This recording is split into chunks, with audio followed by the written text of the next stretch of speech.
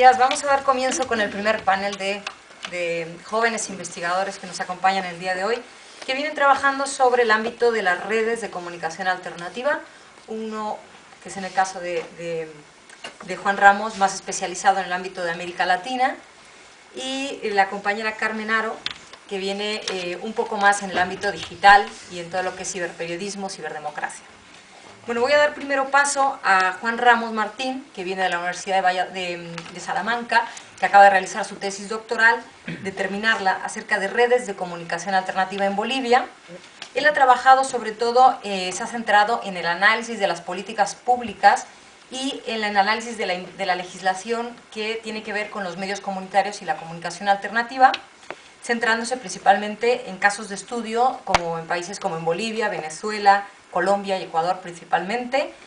Uno de los puntos fuertes de sus investigaciones es que analiza las estrategias de los movimientos sociales a partir de la comunicación para influir y hacer políticas públicas. Esta es una parte muy interesante que nos va a ir contando él ahora.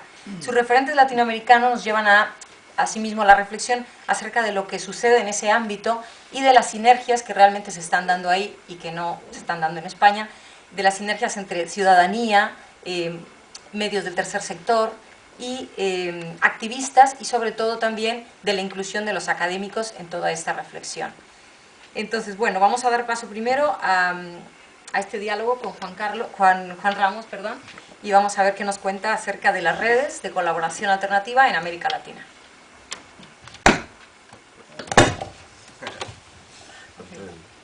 Bueno, muchas gracias Gloria, y gracias a vosotros, a todos por estar acá. La verdad es que es un gusto ver la sala tan repleta, ¿no? El objetivo un poquito de este panel de ahora y sobre todo arrancar con estas charlas más entre la academia y el activismo, nos lleva un poco también a plantear los objetivos del propio encuentro, ¿no? ¿Qué vamos a intentar conseguir?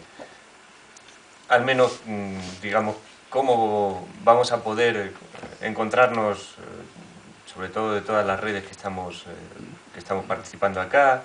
Y nos pareció buena idea, nos pareció interesante también traer el caso, o recordar o reconocer el caso de los países de América Latina, para también reflexionar como, digamos, casos que han sido muy conocidos, que han sido muy exitosos, que tienen una historia muy larga, ¿no? De una tradición de lucha, de resistencia, y también una tradición de identidad más política, en unos países más, en otros menos, ¿no?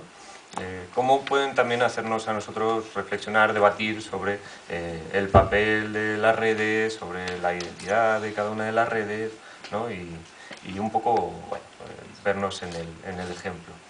Entonces, un poco por ahí centraremos la intervención, que luego completará nuestra compañera Carmen también. Y el caso es sobre todo, identificar las identidades políticas, ¿no? ¿Cómo han construido esa forma de inclusión política en América Latina? Y las estrategias que han ido usando las redes de sinergia, de conformación del contrapoder, de esa propia identidad política, ¿no? Sí. Ya no nos llegó bueno, no nos llegó el ratón. En todo caso, lo que podemos hacer...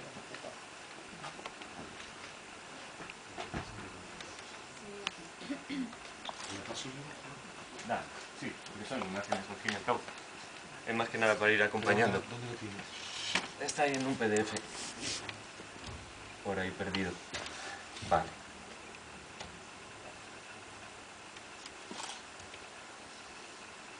No lo veo, ¿no? Que lo tienes para desaparecido. Ah, estaba ahí en un PDF perdido. No, ese es el... Bueno, no hay problema.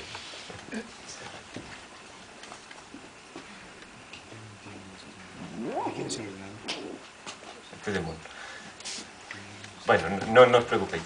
El caso es que, digamos, durante las últimas décadas, sobre todo las últimas 2 décadas, hemos visto en América Latina como muchas de las redes han ido consiguiendo construir mecanismos de inclusión política.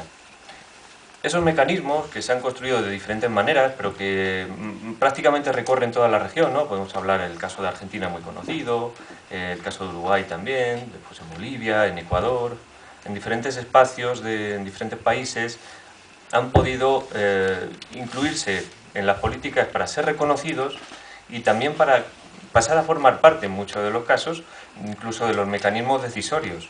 Han llegado a ser... Han llegado a ser las propias redes quienes en algunos países reconocían la legitimidad de los propios medios comunitarios, quién se inscribía como medio comunitario o no. En el caso de Bolivia, por ejemplo, durante muchos años fueron algunas de las redes de medios alternativos quienes decidían quiénes eran esos medios comunitarios o no, no era ni siquiera el Estado. Con lo cual, digamos que consiguieron construir o asentar una posición política bastante fuerte, ¿no? Como decimos, lo consiguieron de muy diferentes formas.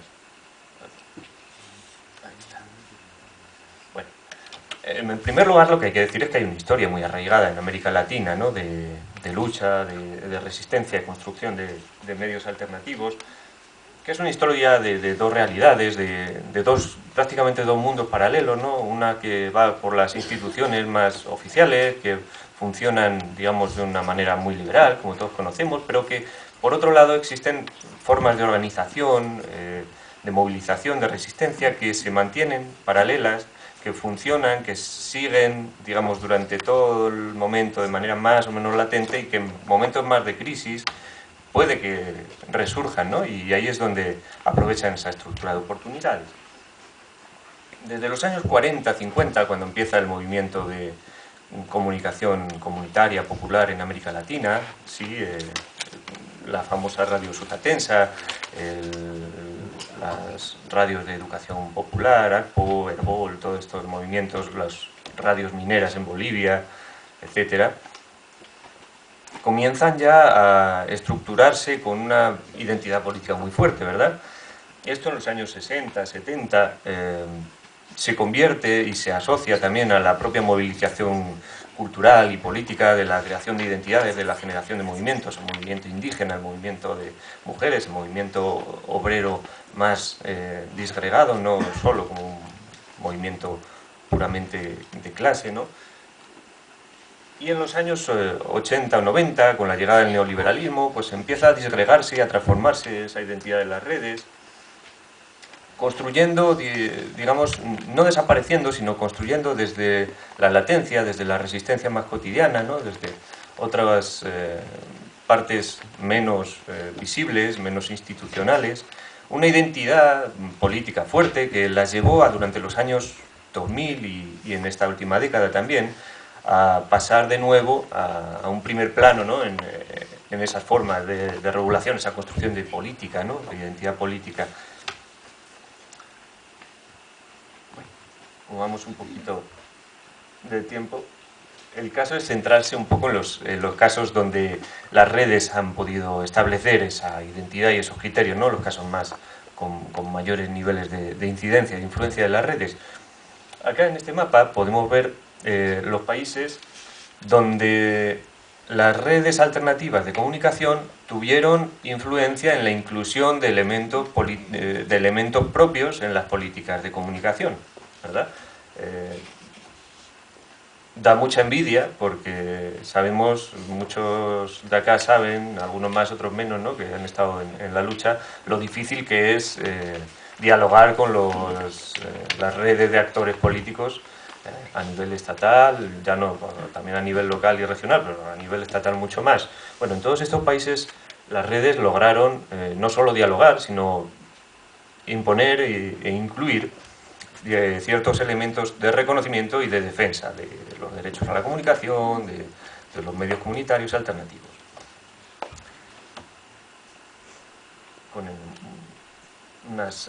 como vemos ahí en ese cuadrito, bueno, son diferentes redes en cada uno de los países que tuvieron más o menos articulación con los niveles más institucionales. En ese sentido, los casos más interesantes quizá serían el de Bolivia, porque no tuvo una